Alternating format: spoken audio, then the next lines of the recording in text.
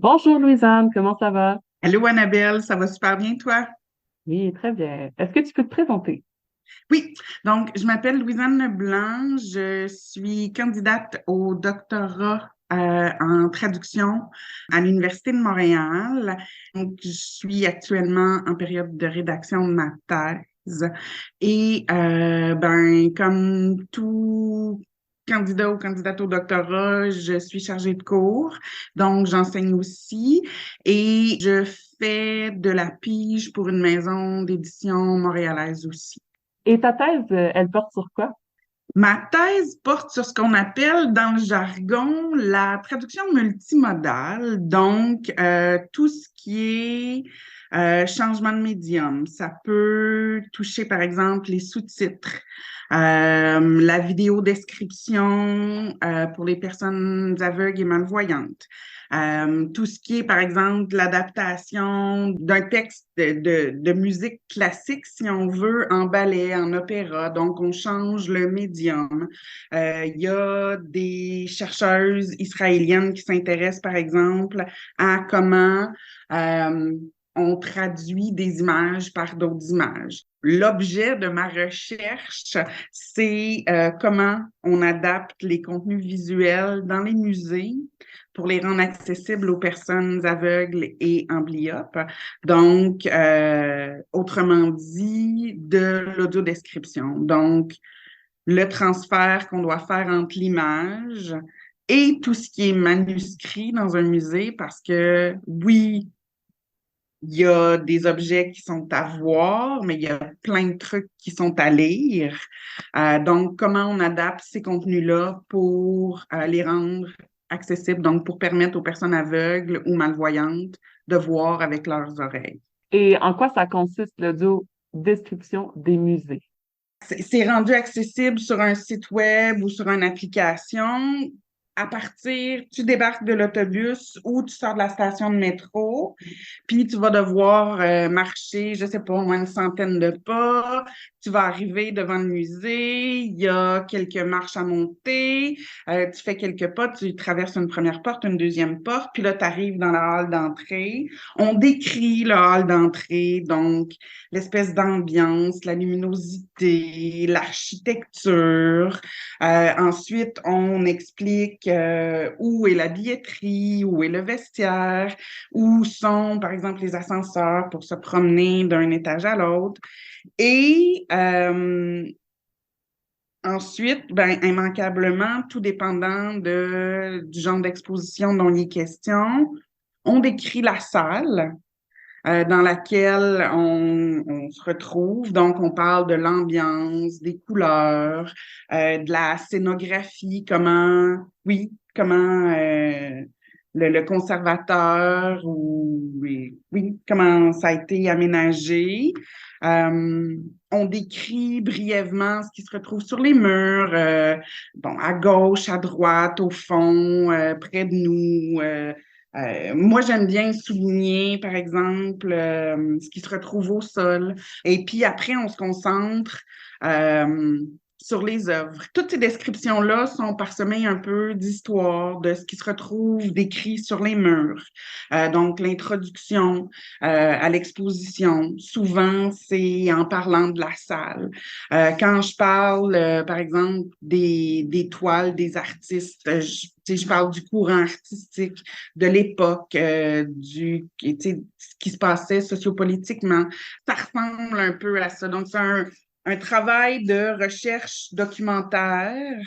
Euh, on va chercher, en fait, des informations, ce qu'on juge le plus pertinent dans l'introduction qui se retrouve sur les murs au musée, dans le catalogue, dans les scripts qui sont déjà faits pour ces œuvres-là.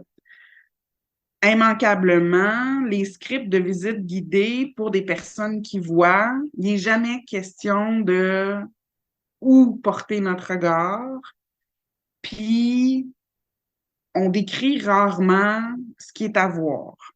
J'ai réappris à voir, de décrire les gens, elle a deux yeux, un nez puis une bouche, c'est à peu près comment on décrirait les gens.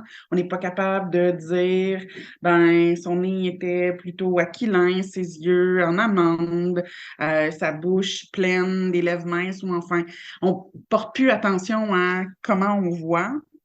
Donc, oui, j'ai passé des heures à regarder des toiles, ce qu'on fait jamais au musée. Les statistiques, c'est en moyenne 21 secondes, peu importe devant l'œuvre. Puis souvent, on prend pas le temps de lire le cartel avec les informations, le titre, l'artiste. Bon, puis là, je m'adresse à un public aveugle, mais je pense que ce genre de description-là pourrait être bénéfique pour tous et toutes. Donc, si je comprends bien, tu travailles pas avec tous les musées. Ben, pour l'instant, non. Je me suis concentrée sur l'art. J'ai discuté avec Kashia Basta, qui est responsable de la médiation culturelle au Musée des Beaux-Arts à Québec. Puis je vais lui proposer de faire des descriptions d'œuvres de Jean-Paul Riopelle. Puis je me disais, l'art abstrait, ça va être vraiment génial, les ambiguïtés, comment on fait pour parler d'art abstrait à des personnes aveugles. Et elle travaillait déjà sur un projet de plateau tactile. Donc, certaines œuvres étaient décrites, le cartel était rendu en braille, les contours des œuvres étaient soulevés, donc les gens pouvaient toucher. Les différentes couleurs avaient une différente texture, puis il y avait comme une petite légende que les gens pouvaient toucher pour avoir une idée de l'œuvre. Ensuite, il y avait quelques boutons sur lesquels tu pouvais appuyer et tu avais accès à la description, donc à une audio-description. Donc, ce qu'elle m'a proposé, c'était de bonifier cette exposition tactile-là avec des audiodescriptions d'autres œuvres. Comment on traduit un tableau d'art abstrait? Y a-t-il un procédé? Y a-t-il... Bon, immanquablement, peu importe l'œuvre, là, que ce soit iconographique, que ce soit un paysage, que ce soit un portrait ou une œuvre abstraite, on l'interprète tous à notre manière. Parce que on est tous différents, on n'a pas le même bagage. Une œuvre d'art abstrait, c'est d'autant plus vrai. Tu sais, l'interprétation qu'on en ferait est souvent diamétralement opposée. On ne verra vraiment pas la même chose, toi et moi. Ce qu'on fait, c'est ce qu'ils appellent un ekphrasis. Ça veut dire tout décrire. Ce serait de décrire sa technique. D'expliquer comment elle a peint, comment elle a appliqué les couleurs sur la toile, comment elle les a écrasées, avec quel genre d'outils.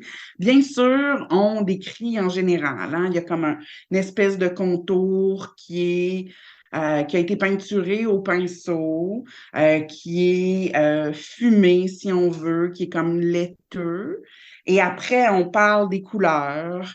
C'est bleu royal, c'est rouge tomate, vert olive. Et ces couleurs-là ont été appliquées sur la toile et ils ont été écrasés avec une spatule. On parle de texture, on parle de couleur. Puis, une des choses qui, pour moi, est primordiale dans la description des œuvres, c'est vraiment de dire comment moi je me sens devant cette œuvre-là. C'est sûr que c'est hyper subjectif et que, par exemple, si c'est pas moi qui fais la visite, c'est un autre guide, ben ce qu'il va ressentir devant cette œuvre-là va être différent et c'est parfait comme ça. Donc, il y a des émotions qui viennent avec l'exposition. Ce qui ressort de ça, c'est que les participants à qui j'ai présenté mes descriptions, si je le faisais pas, me le demandaient. Est-ce que c'est en direct ou c'est enregistré? Ça peut se faire en visite descriptive, donc au musée. C'est l'option qui a été retenue au Musée national à Québec, au Musée national des beaux-arts. dans un souci de réintégrer la personne aveugle dans le tissu social. C'est sûr que c'est offert, par exemple, une fois par mois, une fois ou 2 semaines. Donc, le musée reste accessible qu'à ce moment-là pour les personnes aveugles, tandis que le Smithsonian, avec son application, par exemple, est accessible en tout temps. Puis, il est accessible pour tous les anglophiles.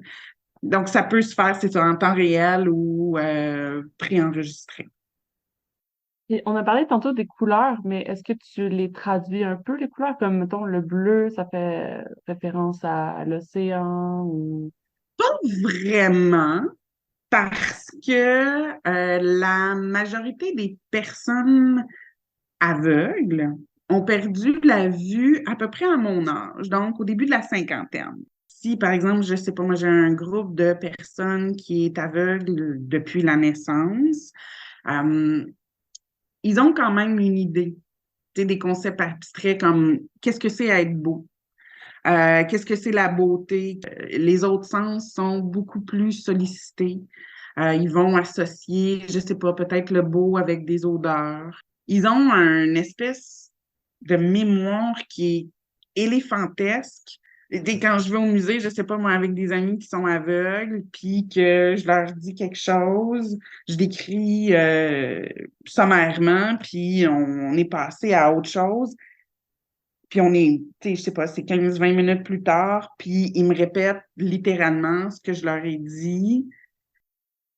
Dans les musées, là, il y a beaucoup de bruit, il y a beaucoup de monde. Est-ce que ça affecte beaucoup comment on l'entend quand c'est en direct? C'est sûr que l'environnement peut avoir un impact. Je sais que le Musée des Beaux-Arts à Montréal organise les visites pour les personnes aveugles quand le musée est fermé. C'est bien dans la mesure où ils ont le musée à eux, ils sont pas indisposés par les gens qui sont comme moi ou les personnes aveugles au musée, que c'est ça. Mais en même temps, ça les ostracise un peu parce que... Donc, tu sais, c'est ça, là. Quel est le juste milieu? Tu sais, je sais pas, peut-être que le mercredi matin à 9 h à l'ouverture du musée, euh, ça peut être plus avantageux au niveau de la communication pour un groupe de personnes aveugles au Louvre ou au Reykjavik à Amsterdam ou ces grandes institutions-là. Moi, j'aurais tendance à dire, peut-être choisir des salles où il y a des œuvres hyper intéressantes, mais où il y a peut-être moins de gens. Euh, Puis bon, on s'entend que tout le monde veut voir la Joconde, tout le monde veut voir du Da Vinci, sauf qu'il y a plein d'autres choses Da Vinci qui peuvent être super intéressants aussi. Euh, donc, je pense que tout le monde devrait s'adapter puis mettre de l'eau dans son vin. Euh, Puis peut-être présenter une reproduction de la Joconde dans une salle où il y a moins de gens. Je sais qu'au Louvre, il y a une salle euh, qui a été aménagée pour les personnes aveugles avec des descriptions. Donc peut-être présenter une reproduction là. Euh, En 2D ou en 3D ou donc ça pourrait répondre aux besoins de tous, faire en sorte que le guide n'ait pas besoin de s'époumoner, puis que les personnes aveugles euh, puissent apprécier de voir et de parler de la Joconde avec un spécialiste. Puis est-ce qu'on doit connaître des artistes, des égyptologues, des historiens pour faire ce métier-là? C'est comme la traduction interlinguistique. On va être appelé à travailler sur plein de choses, sur plein de domaines qu'on connaît pas. Je veux dire, moi, j'ai fait de la traduction sur le forage depuis pour l'eau. OK? Je connaissais rien là-dedans. J'ai lu des textes parallèles. J'ai construit mon vocabulaire. Je me suis servi de termium, du GDT, comme, comme on apprend. faut juste être curieux. Faut aimer lire, faut aimer fouiller, faut, oui, aimer apprendre. Donc, l'audiodescription en contexte muséal, c'est, oui, les mêmes centres d'intérêt, je dirais, là, qui sont sollicités qu'un traducteur qui fait la traduction interlinguistique. Est-ce qu'on doit connaître la signification du tableau avant de le décrire? C'est sûr qu'il faut en parler, puis la majorité du temps, dans la documentation que le musée transmet, il est question de de ces symbolismes-là.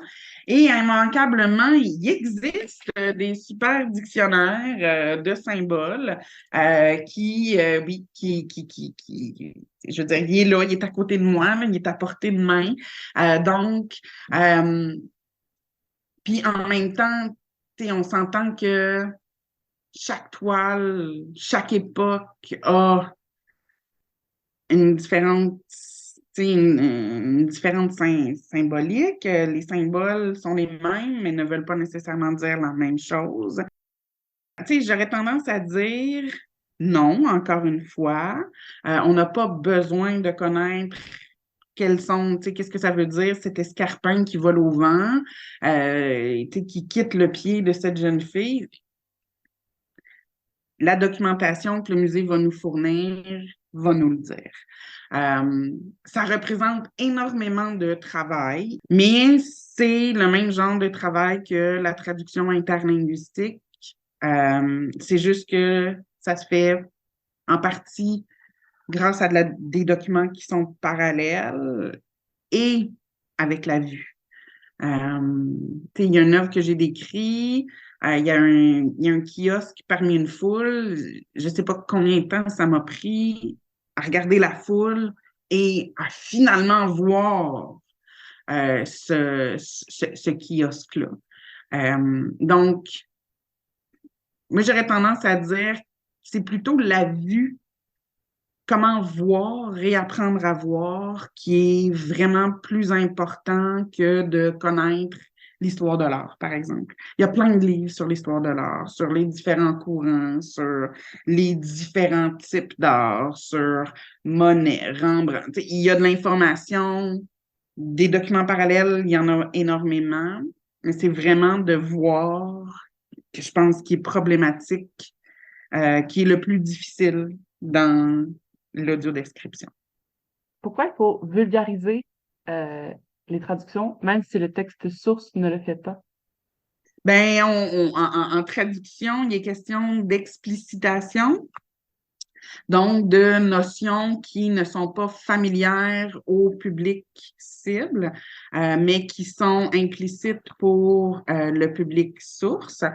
Et aussi, je pense que dans les musées, on n'a pas vraiment le temps de lire des grandes descriptions, puis on n'a pas le temps de, de chercher dans le dictionnaire, justement, des mots qu'on comprend pas dans la description. Fait que je pense que c'est mieux de le vulgariser pour tout le monde, même si les gens qui sont élitistes, peut-être, vont trouver ça redondant. Et ça permet, oui, de créer du sens et oui, que ce soit significatif. Puis, est-ce que c'est une activité lucrative? Je pense que je pourrais gagner ma vie en étant prof, avec des connaissances aussi pointues. Bon, on s'entend que l'audiodescription fait partie de ce qu'on appelle la traduction audiovisuelle, donc tout ce qui touche la télé, le cinéma, le théâtre. Euh, donc, je pense que oui. C'est sûr que probablement que j'aurais beaucoup de démarchage à faire dans la mesure où il faudrait que je fasse des demandes de subventions. Mais ça fait partie, tu sais, les profs font des demandes de subventions, les organisations font des demandes de subventions, des demandes de financement. Donc, oui, je pense qu'il y aurait moyen que je puisse gagner ma vie. Bon, il faut dire qu'il y a peu de gens aussi qui pratiquent cet art. Moi, je pense que ça pourrait se faire à temps plein parce qu'en même temps, tu sais, on s'entend que si une exposition permanente dure 10 ans, puis que c'est tout le temps les mêmes 4 œuvres qui sont avec audio-description, tu sais, la personne aveugle, à un certain moment donné, là, tu sais, au bout de 2 fois qu'elle a vu les mêmes affaires, bon, peux-tu passer à autre chose, là? Nourrissez-moi d'autres artefacts, d'autres expos. Donc, je pense qu'il y aurait moyen oui, de gagner sa vie, puis de dire, OK, bon, cette exposition-là, 350 ans de pratique artistique au Québec, il y avait 600 artefacts. Quand, bon, on ne peut pas décrire les 600, mais on peut en décrire facilement une centaine, puis de rendre ça accessible sur une application, puis de faire en sorte que la personne aveugle ne voit pas tout le temps la même affaire. Puis c'est quoi tes sources d'inspiration? L'œuvre, l'œuvre que j'ai à décrire souvent, c'est en masse pour m'inspirer. Il y a une des toiles que j'ai adaptée. Ça s'appelle La Moisson, puis c'est, je dirais, une jeune femme au champ qui est en train, au début des années 1900. Donc, euh, il n'y a pas de téléphone, il n'y a pas de iPod, il y a rien de ça. Donc, pour moi, c'était ma source d'inspiration, là. Je m'imaginais être cette personne-là au champ à la fin de l'été. Euh, je me dis, ah, j'ai chaud, c'est sûr que j'ai chaud, c'est un travail qui est soutenu. Euh, le vent, les feuilles des arbres. Oui, c'est ça. Oui, exactement. Comment je me sens? J'ai retroussé mes manches, c'est sûr que c'est parce que j'ai chaud. Euh, quand je marche, ça fait du bruit, les brindilles, le sol, les insectes, les oiseaux, le village au loin. Puis bon, là, on est les années 1900, fait que c'est sûr que la religion est omniprésente. Le clocher de l'église, là, sonne aux 15 minutes pour me donner l'heure, pour savoir quand est-ce qu'il faut que je rentre à la maison, parce que je suis une femme, fait qu'il faut forcément que je suis une jeune femme, fait que probablement que je vis encore chez mes parents, il faut que j'aide à nourrir. T'sais, fait que c'est vraiment les œuvres qui sont mes inspirations. Puis, tu sais, c'est la même chose au cinéma. On ne décrit pas un film de Tarantino comme on décrirait du Hitchcock. Comme, pour moi, Hitchcock serait beaucoup plus glauque. Mon débit serait probablement plus lent que dans un film de Tarantino où c'est plus speedé, punché. Ouais. Fait que l'œuvre en elle-même. Ce serait quoi la question que tu aimerais qu'on te pose? Ben, en fait, on pourrait revirer ça. Puis, moi, c'est pas tant la question que j'aimerais qu'on me pose, mais c'est la question que j'aimerais qu'on arrête de me poser. Puis, cette question-là, c'est, ah, ouais, il y a du monde aveugle qui vont au musée. Et à ça, je réponds toujours, mais bien sûr, ces gens-là font partie de la société, ils ont des intérêts, ils ont des familles, ils ont des enfants, ils ont des amis, ils s'intéressent à la culture, à l'art. Puis, tu sais, comme je disais, la majorité des gens perdent la vue vers la cinquantaine. Donc, c'est des gens qui sont déjà allés au musée, qui connaissent l'art, qui sont intéressés par Picasso, par, mon Dieu, Ramsay, par Napoléon, par tout le monde, là. Donc, moi, c'est plus cette question-là que je voudrais qu'on cesse de me poser. Un peu comme, ah oui, tu es amputé d'une partie de tes 2 jambes, c'est sûr que tu es en fauteuil roulant, mais non, je marche. Tu sais, l'homme le plus vite au monde court avec des prothèses. C'est des jambes qui sont parfaites, qui font en sorte qu'ils courent le 100 mètres plus vite que tout le monde. Ben, merci, Louisa, d'avoir participé. Wow. Super, ça m'a fait plaisir. Est-ce que tu peux me dire où on peut te suivre sur les réseaux?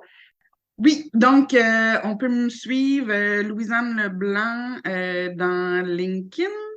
Et puis, si jamais vous êtes intéressé par l'accessibilité, la localisation et la traduction des sites web, mon mémoire est accessible sur le Spectrum Research Repository de l'Université Concordia. Donc, vous tapez Spectrum Louisanne Leblanc et vous devriez avoir accès à ma maîtrise dont le titre est Sites web municipaux dans un Canada bilingue, évaluation de la qualité, de la traduction, de la localisation et de l'accessibilité. Euh, Ça date de 2018, donc c'est peut-être pas à jour, mais les informations sur l'accessibilité du web et l'évaluation, c'est ça, des textes alternatifs euh, devraient être conformes à la réalité.